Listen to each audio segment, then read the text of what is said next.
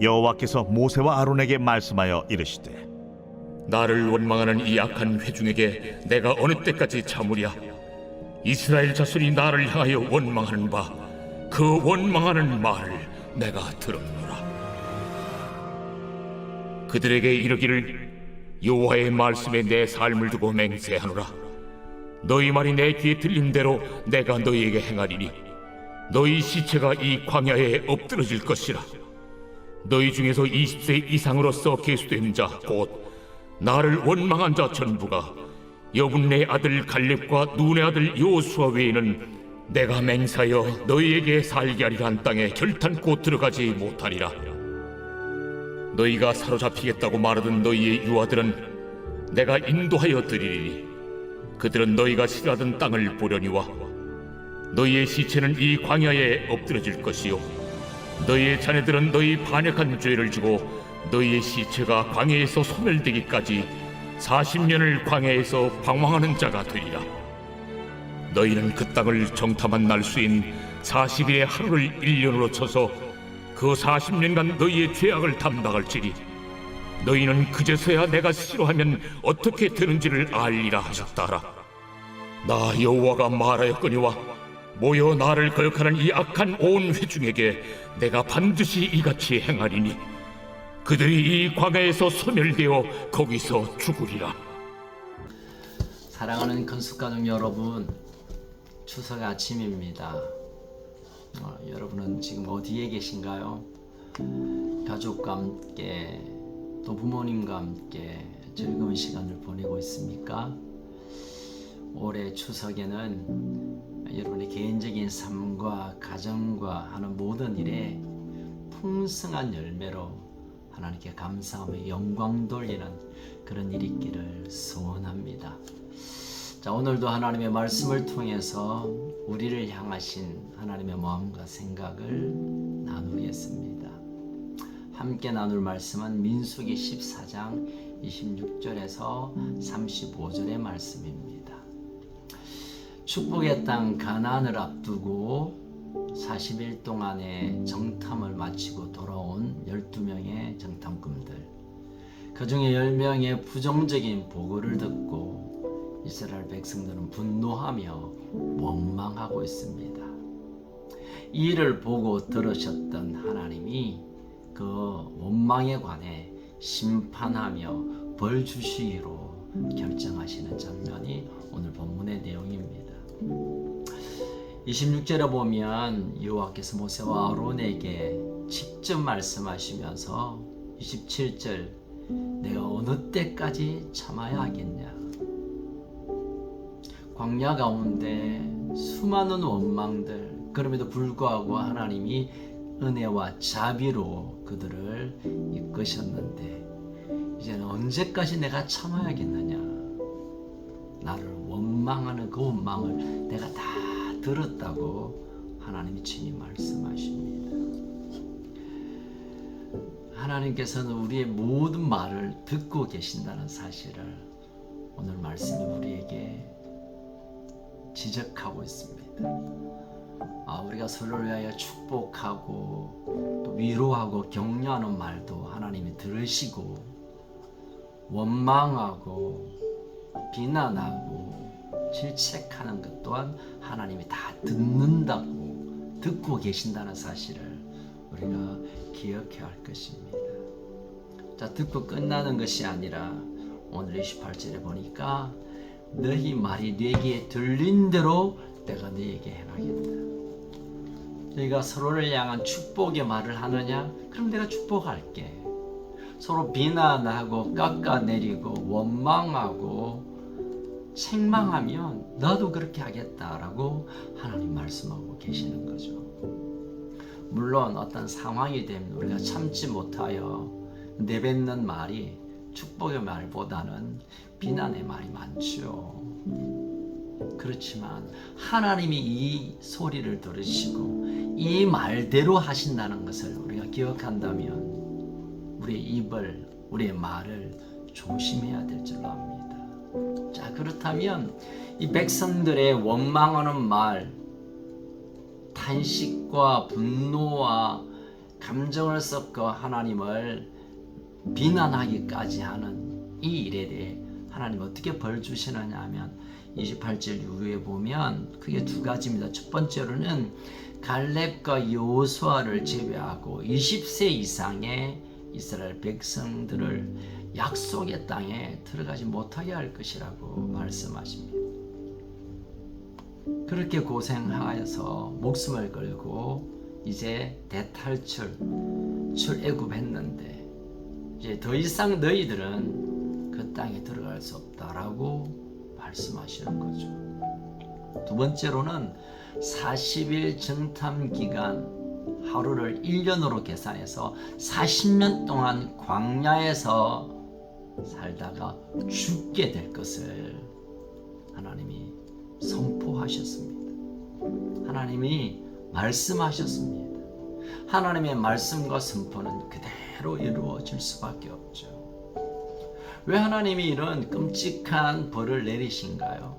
우리가 원망할 수 있죠. 그냥 너무 힘들면, 답답하면, 내가 생각한 대로 안 되면. 그렇다고 하나님 너무 심하게 이 백성을 다루시는 건 아닌가, 그런 생각을 해볼 수가 있습니다.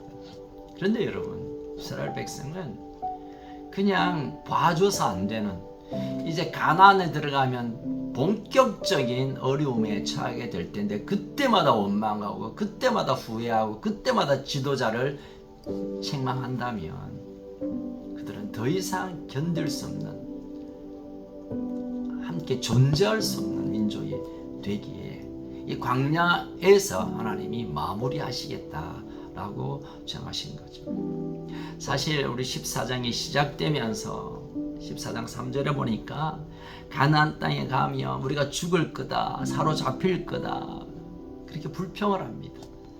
2절에 보면 그런 말이 있습니다. 우리가 애굽 땅에서 죽거나 이 광야에서 죽으면 좋았을 것을, 이 광야에서 죽으면 좋을 것을 이란 소리를 하나님 듣고 계시다가 원망하는, 하나님을 불신하는, 하나님의 일을 가로막는 그들에 대해 그들이 말한 대로 광야에서 죽게 되는 것으로 결과가 나타나게 된 것입니다.